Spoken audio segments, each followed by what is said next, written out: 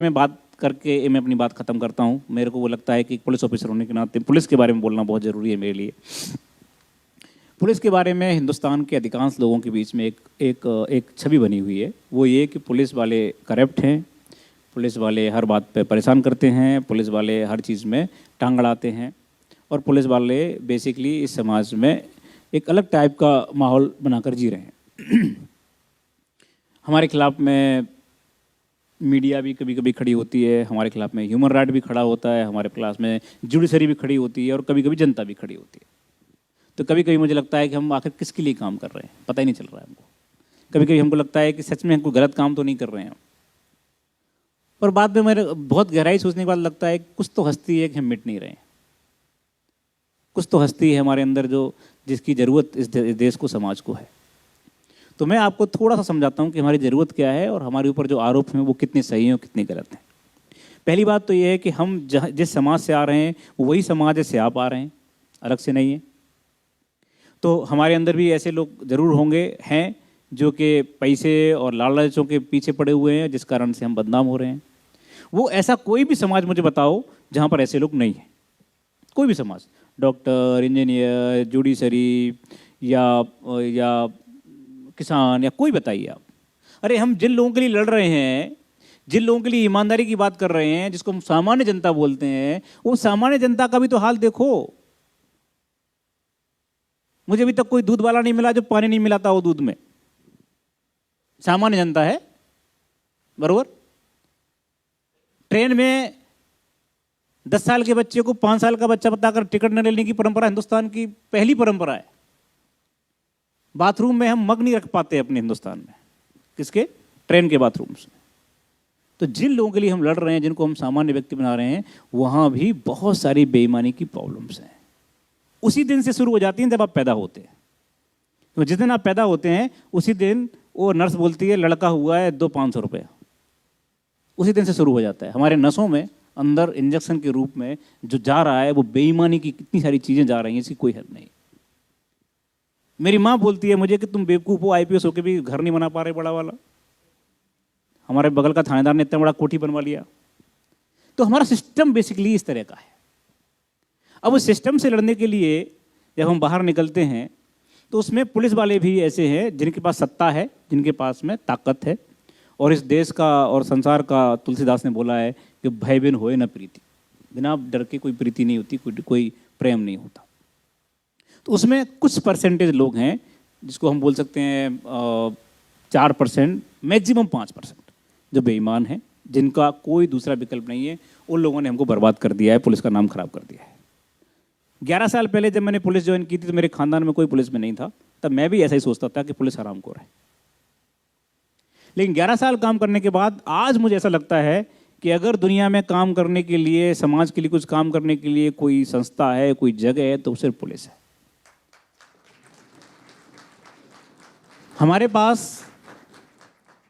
रोता हुआ आदमी आता है, हमारे पास वो आदमी आता है जिसके साथ अन्याय हुआ है, लेकिन साथ में वो भी आता है जो शोषक करने वाला है। शोषक और शोषण दोनों आते। अब प्रॉब्लम समझिए हमारी, दोनों लोग आ गए, हमको ये तय करने में टाइम लगता है कौन सही है कौन गलत है। क्योंकि आपको 20-20 साल लग गए तय करने में कौन गलत है कौन सही है। आपका दोस्त अचानक से आपके खिलाफ में कुछ कर गया और आप बोलते हैं अरे साला आस्तीन का सांप निकला, बरोबर है। आप 20 साल तक तय नहीं कर पाए कि सही है गलत है। हमको बोलते हो 5 मिनट में तय करो। कैसे करोगे? हम फाइलों से नहीं खेल रहे, हम आदमी से खेल रहे हैं। वही आदमी जो एक बार अच्छा व्यवहार करता है, दूसरा अच्छा व्यवहार, तीसरा बार करता है, वही आदमी जो अचानक से उग्र हो जाता है, वही आदमी जिसका पता ही नहीं कैसा बिहेव करेगा।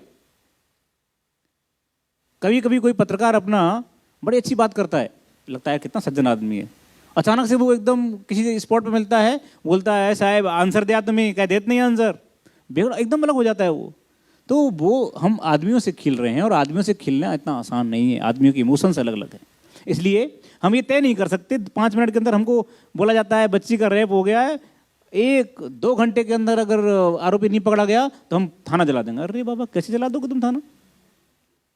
क्या कोई हमारे पास मशीन है क्या? 2 ही आंखें हैं हमारे पास, 2 ही हाथ हैं हमारे पास, हमको तो टाइम दीजिए आप। बोले एक्सीडेंट हो गया, हम गाड़ी जला देते हैं। समाज में जो पुलिस के ऊपर प्रेशर है, वो प्रेशर मैंने जिंदगी में कभी भी किसी भी जगह किसी पर नहीं देखा। इतना प्रेशर है काम करने का और रिजल्ट देने का। काम करना अलग बात है, रिजल्ट देना अलग है। एक आदमी 10 से 5 बजे तक ऑफिस में बैठता है और वो 10 से 5 बैठ करके फाइलें स्क्रूटनी करते हुए साइन करता है, वो गलती कैसे करेगा अगर वो ईमानदार है तो। लेकिन हम तो गलती करने के लिए ही पैदा हुए, हमारी गलती रोज होती है हमसे। हमने एक को बोला चलिए भाई आप यहाँ पे खड़ा मत कीजिए गाड़ी, आप आगे खड़ा कीजिए। बोलेगा तुम्हें कौन? हम बोलेंगे उसे कि मैं या ठिकाणी मध्ये शिपाई आहे, माझ्या बक्कल नंबर ऐसा ऐसा है आणि माझं नाम ऐसा ऐसा है, तुम्ही गाड़ी जरा प्लीज जरा आगे करा। कौन मानणार हमची बाप सांगा? कोई नहीं मानता। वो क्या बोलेगा, अरे रुकना यार थोड़ी देर में हटा रहा हूँ गाड़ी। इसलिए क्या बोलना पड़ता है, गाड़ी अड़ा। तो ये आवाज का अंतर है। अब बोलेंगे आप बोलेंगे साहब पुलिस को बोलने का तमीज नहीं है। पुलिस बोलती है, ऐसे बोलती है पुलिस, देखिए हम पढ़े लिखे हैं। अरे बाबा क्या करें हम, हमारा पाला ही रोज ऐसे लोगों से पड़ रहा है। हम पे एक और आरोप है कि आप थाने में आए हुए जो आदमी एप्लीकेशन दे रहा है उसी से क्वेश्चन पूछते हैं, बरोबर है ना? वो क्या करें, थाने में देने वाला रिपोर्ट में से 20 में से 2 केस ऐसे आते हैं जिसमें वही आरोपी मर्डर करने वाला निकलता है।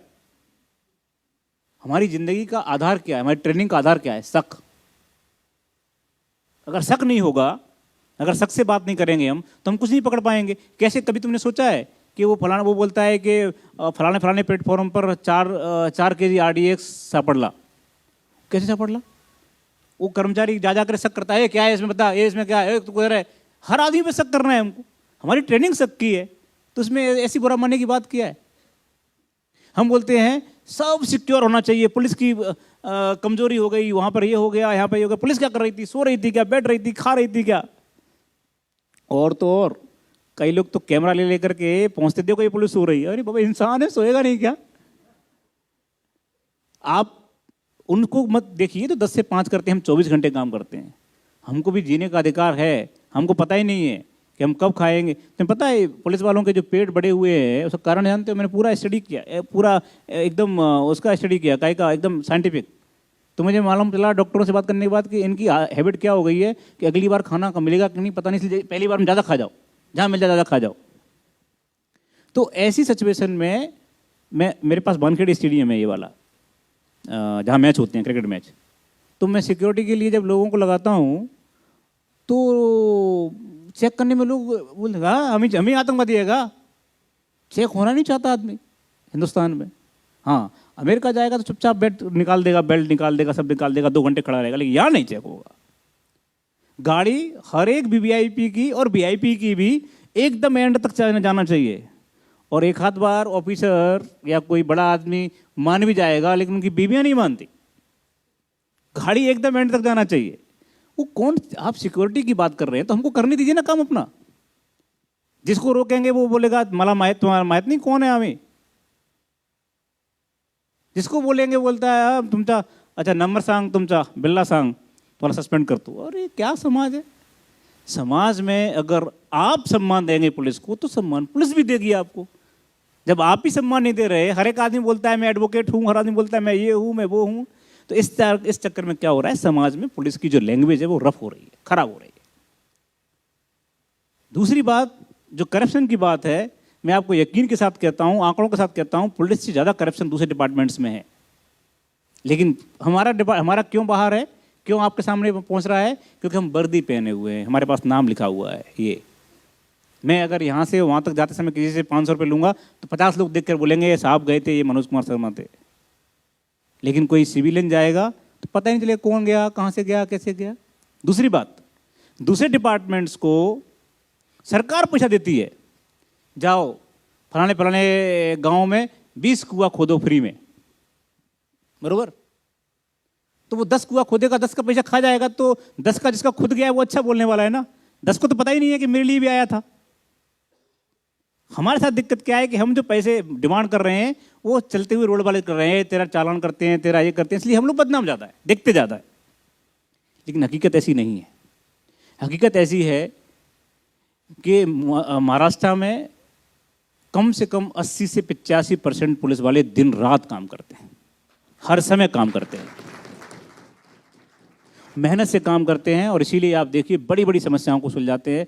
हमारी समस्या ये है, मैं आज आपके सामने रखता हूँ इस बात को, कि हमारी समस्या ये है कि जब तक मुद्दा बड़ा है तब तक तो मीडिया पूरा ध्यान देती है, जब मुद्दा छोटा हो गया तो मीडिया उसको ये नहीं दिखाती कि ये सॉल्व भी हो गया है। मैं बताता हूँ आपको, छोटा सा उदाहरण देता हूँ। अहमदनगर में एक बहुत बड़ा कांड हुआ, दलित कम्युनिटी के साथ में आंदोलन, कुछ बच्चों को मार दिया गया था 1-2 साल पहले, 1-1.5 साल पहले। क्या जगह का नाम था, मैं भूल गया, हाँ कुछ तो भी था। अब उसमें बहुत रोज बहस चलती थी, रोज बहस, पुलिस पर पुलिस पर पुलिस पर, ऐसा लगता था कि अब क्या कर रहे हैं, आंदोलन ये सब। 2 महीने बाद ये तय हुआ कि घर वालों ने ही मारा है। बरोबर है ना? अभी कुछ दिन पुरानी बहुत महाराष्ट्र में बहुत चला था रोज आंदोलन। उसके बाद मीडिया चुप हो गई, बोली नहीं, एक सेंटेंस नहीं बोली। क्या करें हम? अरे बाबा कुछ तो बोलो, 2 महीने तक हमारी जान खाई है, एक दिन तो बोलो कम से कम। तो द प्रॉब्लम क्या है कि हमारा समाज नकारात्मक चीज़ों को लेने के लिए तैयार है, टीआरपी नहीं बढ़ती, कुछ दिक्कतें हैं, और इसीलिए जो अभी हमारा देश इस जिस जगह खड़ा हुआ है वहाँ से अब देखो आगे बढ़ने का एकदम टेक ऑफ की पोजीशन में है। अब देखिए मीडिया सकारात्मक चीज़ों की तरफ जा रही है, अब जाना शुरू कर दिया लोगों ने। अब मेरे पास लोग आते हैं, सर कुछ पॉजिटिव स्टोरी दीजिए। इसका मतलब ये है कि हम धीरे धीरे बढ़ रहे हैं। जो संक्रमण काल था देश के निर्माण का, उस संक्रमण काल से थोड़े हम अब पॉजिटिव दिशा में जा रहे हैं, और मुझे ऐसा लगता है जो पॉजिटिव दिशा है उसमें पुलिस की जो भूमिका है वो भी डिफाइन हो रही है। हम भी न्यायालय के, मानवाधिकार के, इन सारे चीज़ों के बीच में अपने आप को ठीक करने की कोशिश कर रहे हैं। जो हमसे गलतियां हुई हैं, जो हमने अपने अधिकारों का दुरुपयोग किया है, उनको ठीक करने की कोशिश कर रहे हैं। और मुझे ऐसा लगता है कि आगे आने वाले समय में महाराष्ट्र पुलिस इस देश की सबसे बेहतरीन पुलिस के रूप में सामने उभर कर आने वाली है। मेरी तरफ से इतना ही। बहुत बहुत धन्यवाद मुझे बोलने का मौका देने के लिए, बहुत बहुत धन्यवाद। और मैं आपके सुखद और उज्जवल भविष्य की बहुत बेहतरीन कामना करता हूं। मुझे पूरा विश्वास है कि आप आने वाले समय में सरकार ने जो श्याम टीवी ने जो एक बड़ा मुहिम लिया है, इस मुहिम को आप आगे ले जाएंगे, और आप में से कई लोग इस वास्तविक मंत्रिमंडल के रूप में देखने को मिलेंगे आगे आने वाले समय में। और मुझे ये भी यकीन है कि आप में से कई लोगों को मैं वहाँ पर रिसीव करके सैल्यूट करूँगा। Thank you very much. मला असं वाटतं की तुमच्या सगळ्या प्रश्नाची उत्तरं मिळालेली आहेत. आपण दुसऱ्या सेशनमध्ये स्वतंत्रपणे त्यांना ऐकूया. काही प्रश्न उत्तरं असतील तर आपण त्यांना मेलवरही ते विचारूया. कविता आहेत, कोणाचे काही प्रश्न आहेत, आपण दुसऱ्या सत्रामध्ये त्यांना या ठिकाणी ऐकूया. मी सरांचे खूप खूप मनापासून आभार मानतो. Thank you so much.